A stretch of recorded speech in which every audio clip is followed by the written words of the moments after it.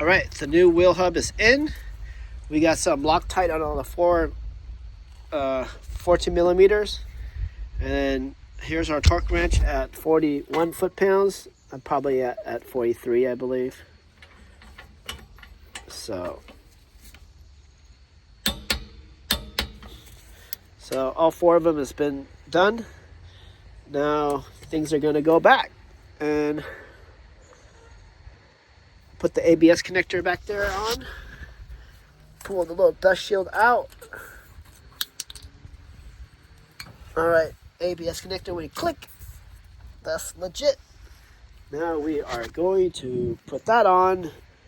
Everything here is good, and it's going to be wrapping up soon. Just remember the torque, 77 for the lug nuts, and 65 for the backing plate. Those are the 7 millimeter bolts right there.